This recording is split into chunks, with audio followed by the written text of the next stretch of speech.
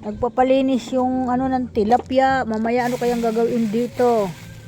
Ayan o, mura tilapia dito mga guys. Kumpara mo sa Maynila. Ito po, ang lalaki oh. Alam mo kung magkano isang kilo? 50 lang. 50 isang kilo. Ayan, bibili mo dito sa Batangas. Napakalaki, manghingi ako kay Lani oh.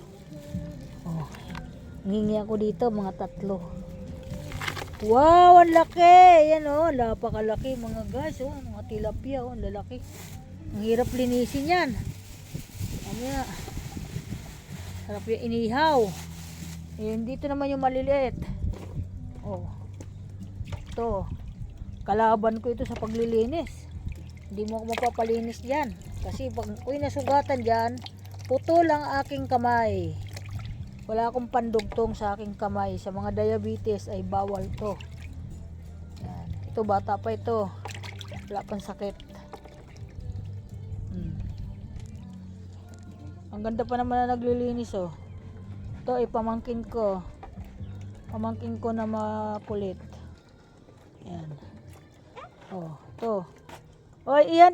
Oh, iyan maganda yan oh. Iyan, guya maganda yan. Hinimatay. Oy, kabayo. Matahaw pa. Yan, subukan mo. Marunong ka ba niyan? Oo.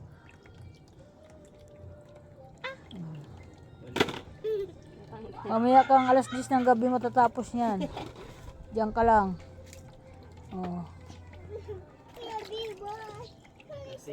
Hiniwa ko sa tubig. Hiwain mo lang yan dyan. Dapat may gunting ka. Oo, hiwa pag para di ka mahirapan. Okay. Papa? Wow. Layari ka kung maglilinis ang malalaki. Oh, tinan mo may mga siyo-siyo ang gaganda. Ganda ng mga manok. Naglahi na siya. Ang cute. Oh. Ito naman ang alaga ko dito ng isang akong anak. Mga manok na kakaiba. Mga Chinese. Siya. Ganito kainit ngayon dito sa Batangas. Yung si Siongo, kaliligo lang. Oh. Kaliligo lang niya. At nilalamig daw siya. Sabi, ang ganda ng bahay oh. Tignan mo. Ito mga planta dito yan, mga planta. Ayan oh. Lalaki ang planta dito. Uy! Madudulas. Ano nangyari dyan?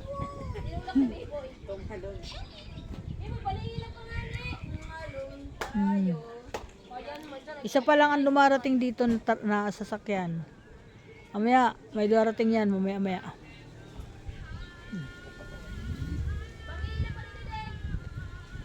Ang lalaki ng tilapia. Ayun oh. Nililinisin ni Wagay. Ang nililinis ni Guyang malilit. 2 balde. Nalawa ka sa inihaw na tilapia. Inihaw yun, yung malalaki pang ihaw yun. Ay yung ano, yung maliliit pamprito. O Teresa o. Patunay na hindi siya nagiinom. Oh, yan oh, paupo po siya dito sa may labas. Siya sumasalubong sa sasakyan pag may dumarating. Oy, may ibon dito. Tingnan mo, may mga ibon pa dito. Ang gaganda ng mga ibon oh. Tingnan mo. Iba-ibang mga alaga dito nila eh. Ayan, hello. Iba ito parang anito yung tingnan mo iba mahaba ligo. Ang galing oh. Ito aalagaan ko, yung mga ganito ibon. Milito sa nakakabili nito. Yung maganda sa kulungan, maganda sa kulungan. O nga lambert siya yata eh. Oo, yung pag-aalagaan ko. Sa Arangke Central Market, meron yan. Malapit sa Victoria. Arangke, malapit yan. Yan? Yan ang gusto ko. Ano ang pagkain nito? Kabayo. Hala. Ilan ba nandito? Wala na ata. Oh. Yeah. Oh, may mga bahay pa yan doon. Doon yun ang bahay niya. Oh. Doon natutulog. Papasok yan doon. Doon, mga manok pa yan doon. Eh, ganito. Itsura. Oh, mga manok, o, tingnan mo.